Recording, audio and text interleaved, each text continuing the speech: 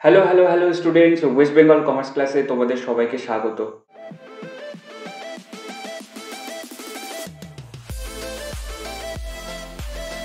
আমি মজিদ সরকার, আর আমরা class 12-এর semester 3 অ্যাকাউন্টসের প্রায় শেষের দিকে আমরা চলে এসেছি সিলেবাসের। আমাদের সিলেবাসে অলরেডি পার্টনারশিপ, অ্যাকাউন্টিং, গুডউইল, তারপরে আমরা কোম্পানি অ্যাকাউন্টস কমপ্লিট করে নিয়েছি। আমাদের অ্যাকাউন্টসের সিলেবাসে সেমিস্টার 3-র মধ্যে যে সিলেবাস রয়েছে সেখানে অনলি আর একটাই ইউনিট আমাদের বেঁচে আছে, তাহলেই আমাদের সেমিস্টার 3 সিলেবাস কমপ্লিট হয়ে যাবে। আর আমাদের লাস্ট ইউনিটের মধ্যে 3খানা চ্যাপ্টার্স রয়েছে। প্রথমটা হচ্ছে ফাইন্যান্সিয়াল স্টেটমেন্ট অ্যানালিসিস, তারপরে চ্যাপ্টার রেশিও অ্যানালিসিস, আর third comparative statements and common size statements. এই তিনটে চ্যাপ্টার্স আমাদের হার্ডলি আর 4টে থেকে 5টা ক্লাসের মধ্যে কমপ্লিট হয়ে যাবে। আর তারপরেই আমরা এমসিকিউ সেশন শুরু করব, আমাদের এক্সামের ফাইনাল এক্সাম, বোর্ডের এক্সামের প্রিপারেশন শুরু করব। দেখো, আমাদের আজকের ক্লাসে আমরা করতে চলেছি ফাইন্যান্সিয়াল স্টেটমেন্ট অ্যানালিসিস।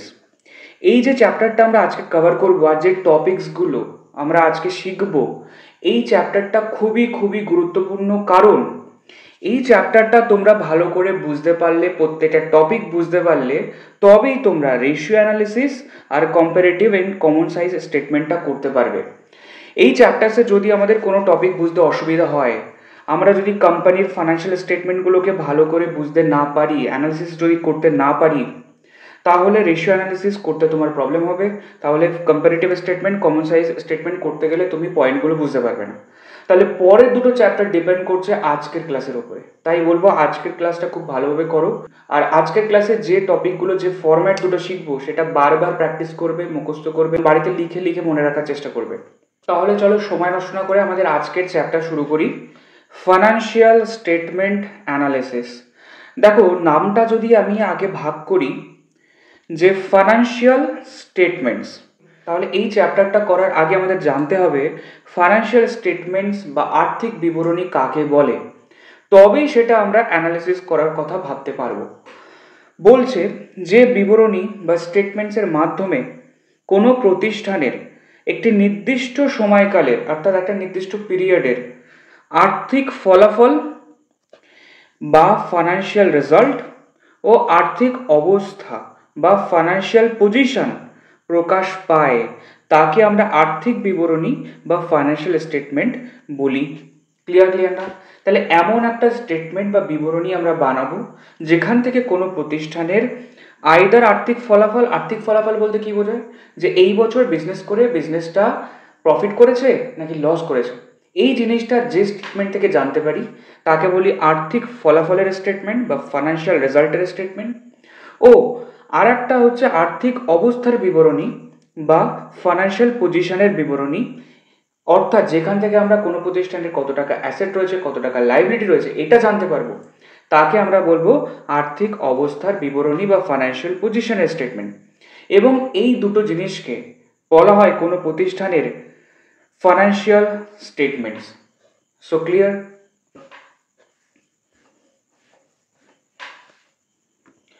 তাহলে আমরা কি জানতে পারলাম?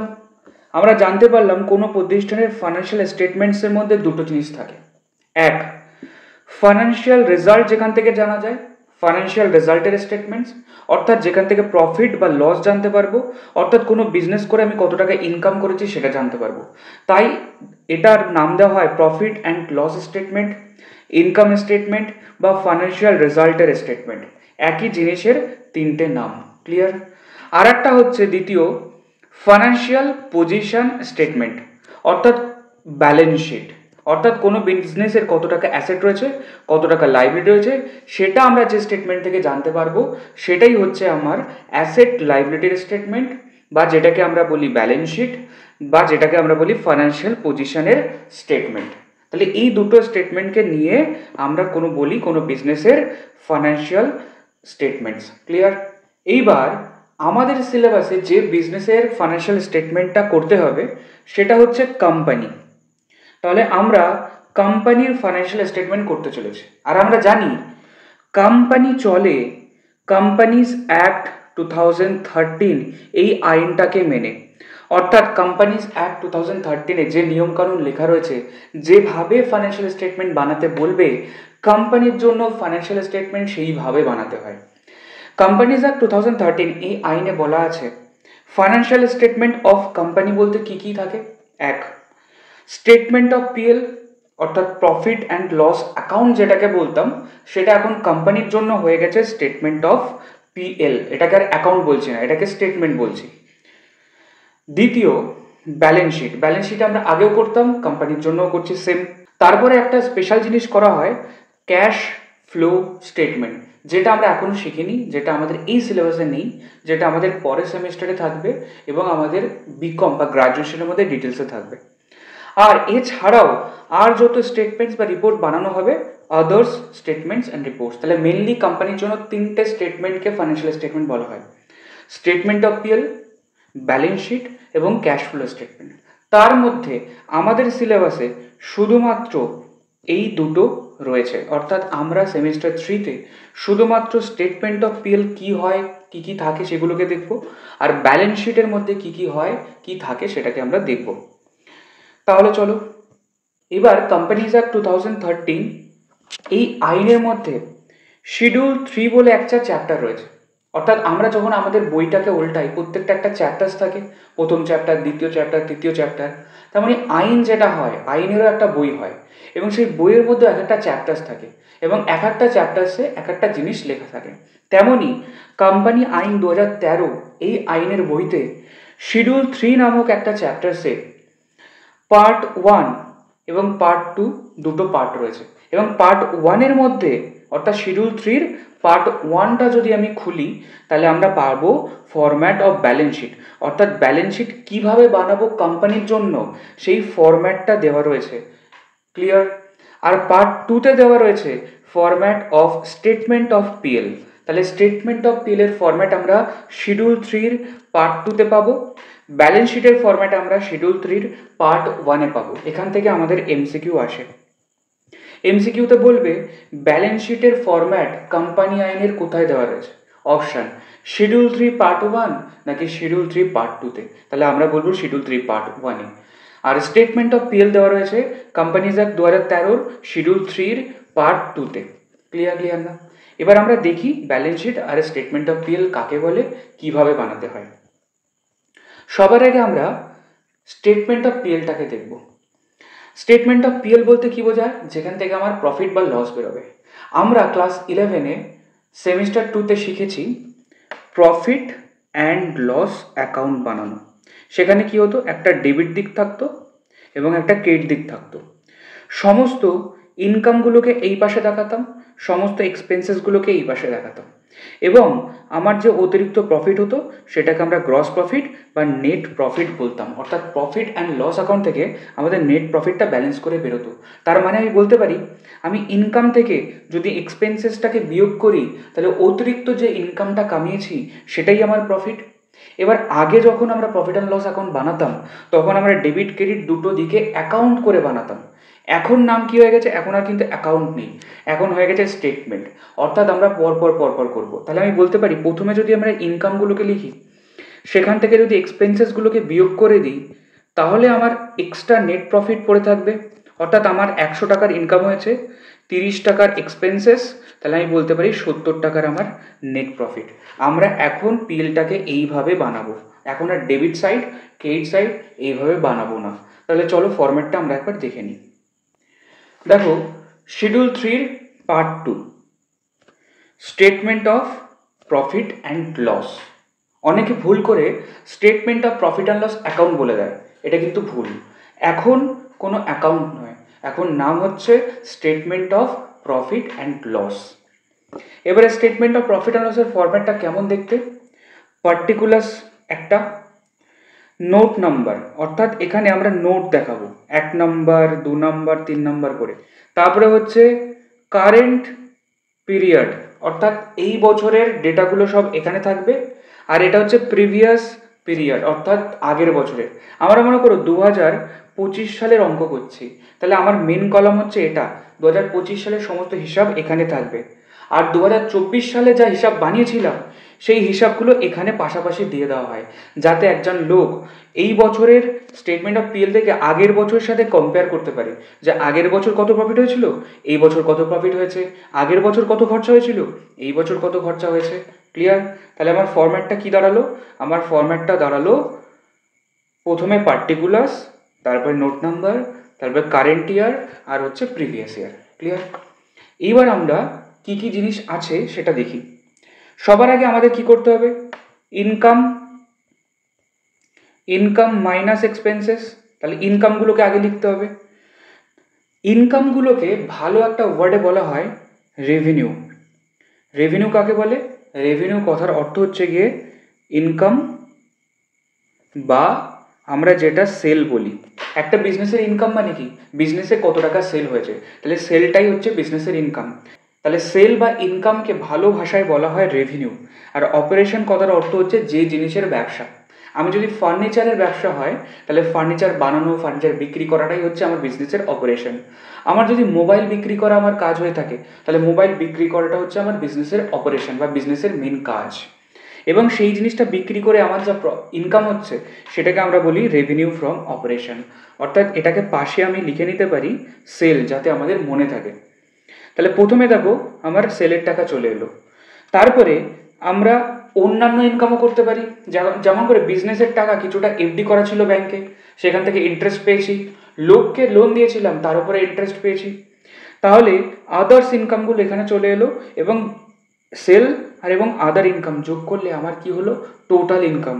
এই টোটাল ইনকামকে আমরা কি বলছি? Total revenue. অর্থাৎ প্রথমটা দ্বিতীয়টা যোগ করলে আমার বেরোচ্ছে হচ্ছে টোটাল রেভিনিউ। ক্লিয়ার? তাহলে সেলের সাথে আদার ইনকাম যোগ করলে আমার বেরোচ্ছে টোটাল ইনকাম, যেটাকে আমরা ভালো ভাষায় বলি টোটাল রেভিনিউ। আর টোটাল রেভিনিউ থেকে এক্সপেন্সেসগুলোকে যদি বিয়োগ করে দিই, তাহলেই আমরা কি বলবো? প্রফিট পড়ে থাকবে।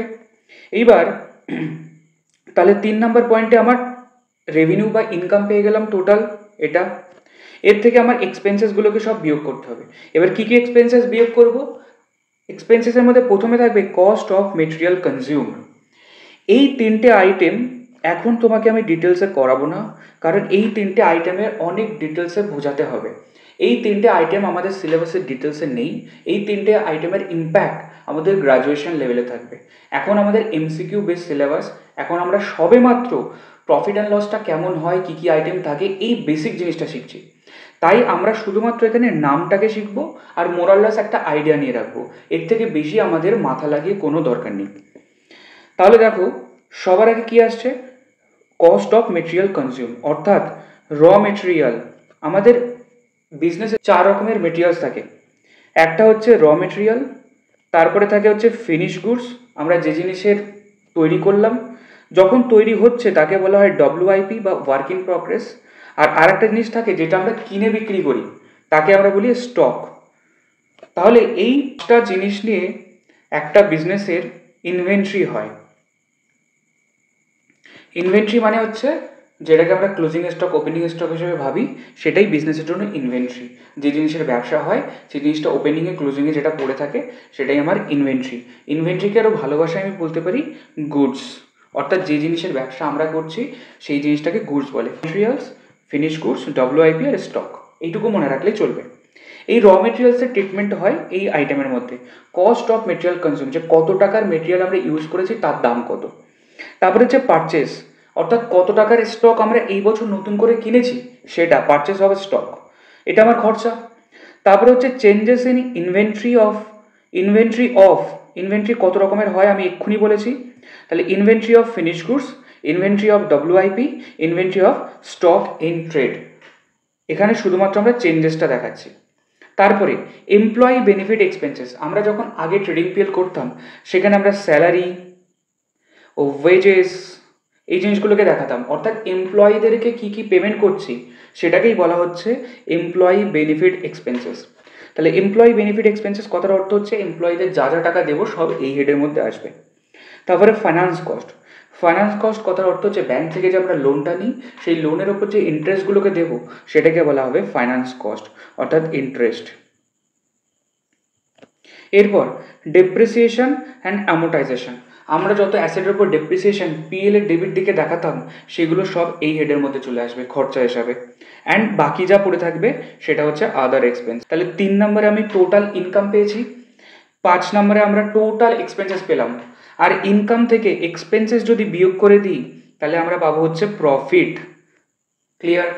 এবং এই প্রফিটটা প্রফিট বিফোর ট্যাক্স, তার মানে হচ্ছে আমার যে প্রফিটটা বেরিয়েছে সেই প্রফিট থেকে আমি এখনো গভর্নমেন্টকে ট্যাক্স পেমেন্ট করিনি, তাই একে বলা হচ্ছে প্রফিট বিফোর ট্যাক্স, বা শর্টে আমরা বলতে পারি পিবিটি। ক্লিয়ার? তারপরে যেই আমরা ট্যাক্সটাকে বিয়োগ করব সেই আমরা পাবো পিএটি, অর্থাৎ প্রফিট আফটার ট্যাক্স। এটার নাম হচ্ছে প্রফিট আফটার ট্যাক্স। ক্লিয়ার না?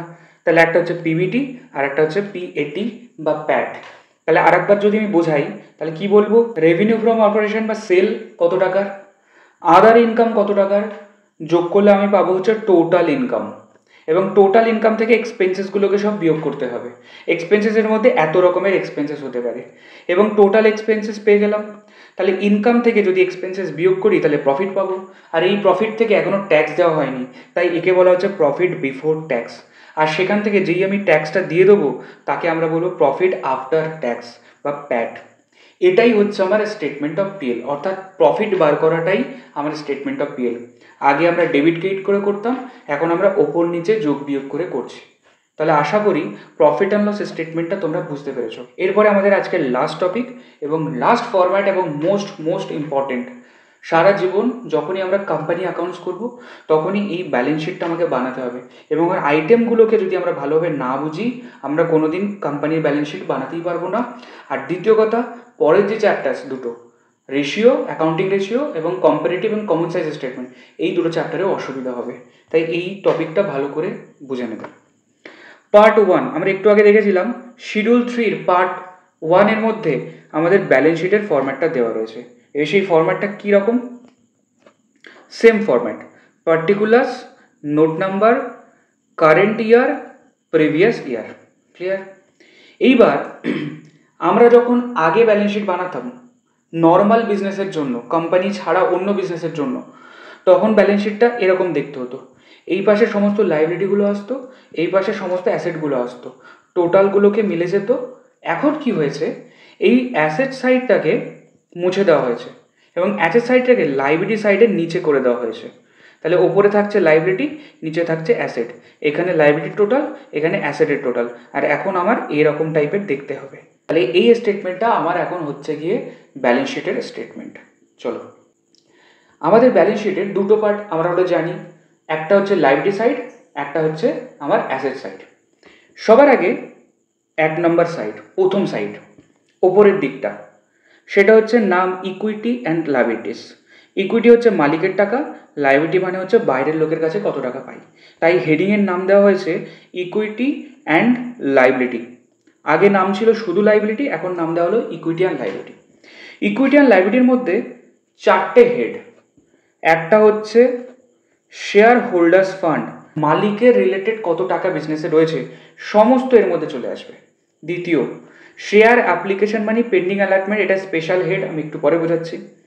তৃতীয়, নন কারেন্ট লাইবিলিটি বা long term liability,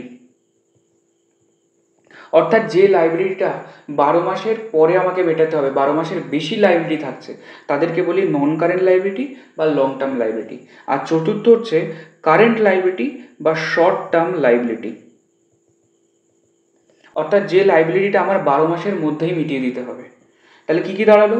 share holders fund, মালিকের টাকা, একটা স্পেশাল হেড, আর দুটো, একটা হচ্ছে নন কারেন্ট লাইবিলিটি 12 মাসের বেশি দায়, আর হচ্ছে কারেন্ট লাইবিলিটি 12 মাসের কম দায়। এবার আমরা ডিটেলসটা দেখি।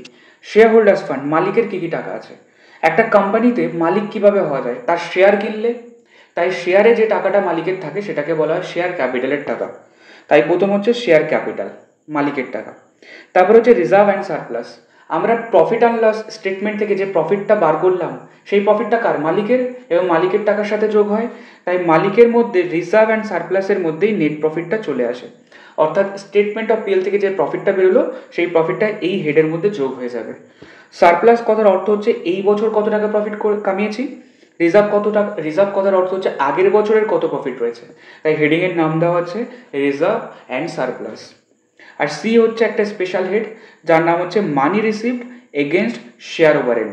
এটা শুধুমাত্র তোমরা মুখস্থ করবে, এটা এখন বোঝার দরকার নেই।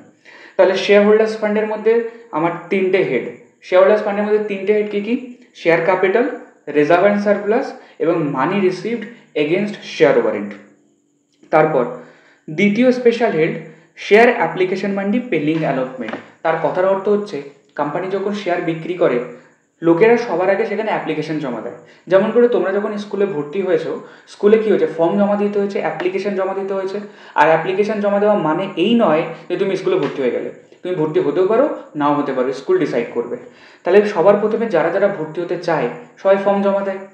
এবার স্কুল ফর্মের সাথে সাথে কিছু টাকা নেয়, বা অ্যাপ্লিকেশনের সাথে সাথে কোম্পানিরা শেয়ারের জন্য কিছু টাকা নেয়। কিন্তু যখন সেই টাকাটা নিল, সে তো এখনও মালিক হয়নি, সে তো এখনও শেয়ার পায়নি।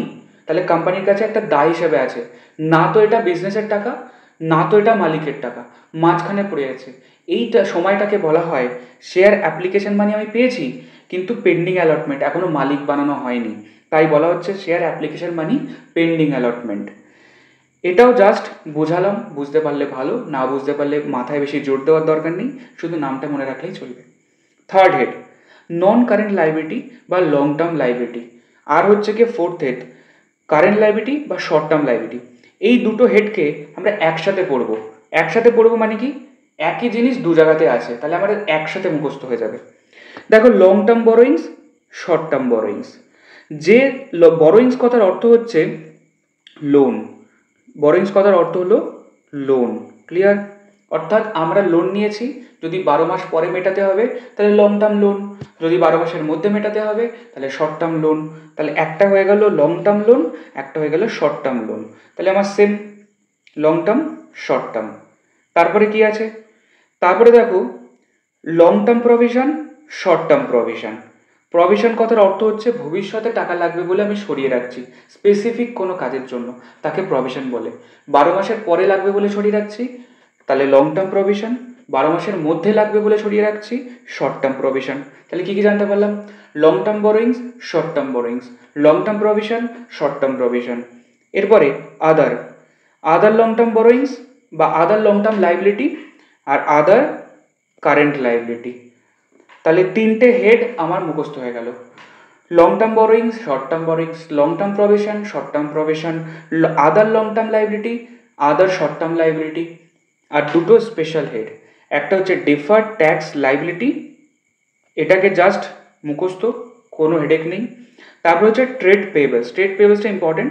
ট্রেড পেয়েবলস কথার অর্থ হচ্ছে লোকেরা আমার কাছে যারা টাকা পায় তারা কারা কারা? ক্রেডিটার্স। আর হচ্ছে বিলস পেয়েবল। অর্থাৎ এই দুটো লোককে বলা হয় ট্রেড পেয়েবলস। ট্রেড পেয়েবলসের মধ্যে তাহলে কী কী থাকে? ক্রেডিটার্স আর বিলস পেয়েবল। তাহলে দেখো আমার লাইবিলিটি সাইডের টোটাল হয়ে গেল এবং লাইবিলিটি সাইডের আমি টোটালটা পেয়ে গেলাম। তাহলে আমি আরেকবার রিক্যাপ করছি। ইকুইটি অ্যান্ড লাইবিলিটি আমার মেন হেডের নাম, তার মধ্যে আমার চারটে হেড। প্রথম হেড শেয়ার হোল্ডার্স ফান্ড, দ্বিতীয় হেড শেয়ার মানি অ্যাপ্লিকেশন মানি পেন্ডিং অ্যালটমেন্ট, তৃতীয় হেড লং টার্ম লাইবিলিটি, আর চতুর্থ head short term liability. Share holders ফান্ডের মধ্যে তিনটে জিনিস থাকে, শেয়ারের টাকা, রিজার্ভ অ্যান্ড সারপ্লাসের টাকা, আর মানি রিসিভড শেয়ার ওভারেন্টের টাকা। দ্বিতীয় স্পেশাল হেড, তৃতীয় নন কারেন্ট লাইবিলিটি, চতুর্থ কারেন্ট লাইবিলিটি। এই দুটোর মধ্যে খুব ভালো সম্পর্ক। Long term borrowings, short term borrowings, long term provision, short term provision, other long term, other short term, আর স্পেশাল ডিফার্ড ট্যাক্স লাইবিলিটি আর ট্রেড পেয়েবলস। আর ট্রেড পেয়েবলস বলতে বোঝায় ক্রেডিটার্স অ্যান্ড বিলস পেয়েবল। এই জিনিসগুলোই আমার কাজে লাগবে অ্যাকাউন্টিং রেশিও করার সময়। এরপরে আমরা সেকেন্ড পার্ট, অ্যাসেট। তাহলে দ্বিতীয় পার্ট হচ্ছে অ্যাসেট। তাহলে 1 নম্বর পার্টে ছিল হচ্ছে ইকুইটি অ্যান্ড লাইবিলিটি, দ্বিতীয় পার্টে হচ্ছে অ্যাসেট। অ্যাসেটের দুটো পার্ট মাত্র, একটা হচ্ছে লং টার্ম, যাকে বলা হয় নন কারেন্ট অ্যাসেট, আর দ্বিতীয় কারেন্ট অ্যাসেট বা শর্ট টার্ম। প্রথম হেডের মধ্যে এ, property, plant, equipment and intangible assets, এটাই হেডের নাম। তাহলে হেডের নাম কি? Property, plant, equipment and intangible asset. শর্টে আমরা বলতে পারি PPE and intangible asset. Clear? এই হেডের মধ্যে প্রথম হচ্ছে প্রপার্টি, প্ল্যান্ট, ইকুইপমেন্ট বা পিপিই। পিপিই বলতে কাকে বোঝায়? পিপিই বলতে বোঝায় বিল্ডিং, ফার্নিচার, মেশিন, এই ধরনের সম্পত্তিগুলোকে বলা হয় প্রপার্টি, প্ল্যান্ট, ইকুইপমেন্ট। তারপর হচ্ছে ইনটেনজিবল অ্যাসেট। ইনটেনজিবল অ্যাসেট কথার অর্থ সেই সম্পত্তি যেটাকে আমরা ছুঁতে পারি না, যেমন হচ্ছে গুডউইল। গুডউইল আমার জন্য সম্পত্তি, কিন্তু সেটাকে আমরা ছুঁতে পারি না। আর কি কি হতে পারে? Software, patent, copyright. আমরা দেখি ইউটিউবে ভিডিও ছাড়লে, গান ছাড়লে কপিরাইট লেগে যায়। এইগুলো সবই হচ্ছে যে মালিক তার এগুলো সব সম্পত্তি। এইবার দেখো মজার বিষয়, এই প্রপার্টি, প্ল্যান্ট, ইকুইপমেন্ট যখন আমরা তৈরি করছি, মনে করো বাড়ি তৈরি করছি, বাড়ি অর্ধেকটা তৈরি হয়েছে, এই সময় তো আর বাড়ি বলা যাবে না, অর্ধেকটা তৈরি হয়েছে, এই সময় একে বলা হবে ক্যাপিটাল ওয়ার্কিং প্রগ্রেস। এই ক্যাপিটাল আর মালিকের টাকা ক্যাপিটাল এটা কিন্তু এক নয়, এটা আলাদা জিনিস। এখানে ক্যাপিটাল কথার অর্থ হচ্ছে গিয়ে সম্পত্তি বা লং টার্ম সম্পত্তি বা ফিক্সড অ্যাসেট। তাহলে এখানে ক্যাপিটাল কথার অর্থ হচ্ছে গিয়ে ফিক্সড অ্যাসেট বা প্রপার্টি, প্ল্যান্ট, ইকুইপমেন্ট। তাহলে ক্যাপিটাল ওয়ার্ক ইন প্রগ্রেস, যখন বাড়ি তৈরি হচ্ছে তখন আমরা বলবো capital work in progress. Intangible asset, software যখন তৈরি করছি সেই সময় বলবো intangible asset under development. Clear? আর fixed asset held for sale, এমন একটা ফিক্সড অ্যাসেট যেটা বিক্রির জন্য লিখে দিয়েছি। তাহলে নন কারেন্ট অ্যাসেটের মধ্যে প্রথম point property, plant, equipment and intangible asset. তার মধ্যে প্রথম হচ্ছে প্রপার্টি, প্ল্যান্ট, ইকুইপমেন্ট, আর সেটা যখন তৈরি হচ্ছে ক্যাপিটাল ওয়ার্ক ইন প্রগ্রেস। দ্বিতীয় এটা হচ্ছে ইনটেনজিবল অ্যাসেট, সেটা যখন তৈরি হচ্ছে ইনটেনজিবল অ্যাসেট আন্ডার ডেভেলপমেন্ট। তাহলে একই জিনিসের দুটো পয়েন্ট। আর হচ্ছে fixed asset held for sale. আশা করি কোনো অসুবিধা নেই। এরপরে বি পয়েন্ট। বি পয়েন্ট হচ্ছে নন কারেন্ট ইনভেস্টমেন্ট। আমি আমার টাকা ব্যাংকে ইনভেস্ট করেছি, এফডি করেছি, এবং সেটা 10 বছরের জন্য। তাহলে এটাকে বলবো নন কারেন্ট ইনভেস্টমেন্ট। 1 বছরের বেশি কোথাও ইনভেস্ট করলে সেটা হচ্ছে নন কারেন্ট ইনভেস্টমেন্ট। তারপরে একটা স্পেশাল হেড, যেটা আমাদের শুধু নামটা মনে রাখতে হবে, ডেফার্ড ট্যাক্স অ্যাসেট। ক্লিয়ার? এটাকে শুধু নামটা মনে রাখলেই চলবে। তারপরে যে long term loans and advance.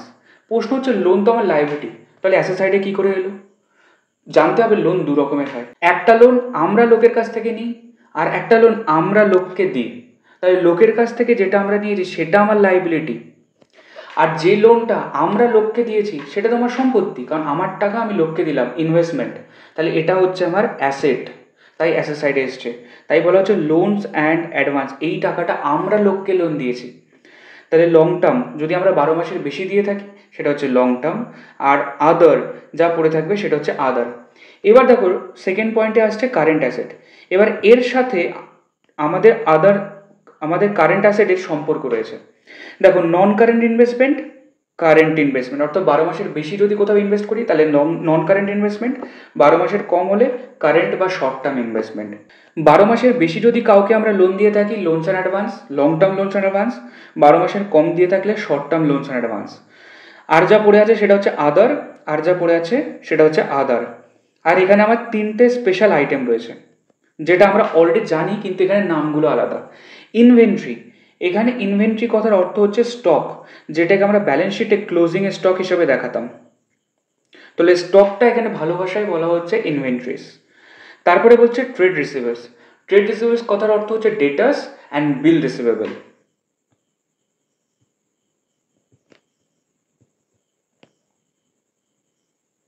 Clear? আর ক্যাশ অ্যান্ড ক্যাশ ইকুইভ্যালেন্ট মানে হচ্ছে ক্যাশের টাকা আর হচ্ছে ব্যাংকের টাকা। তাহলে ক্যাশ আর ব্যাংক এর মধ্যে ঢুকে গেল। তাহলে দেখো মজার বিষয় কতটা।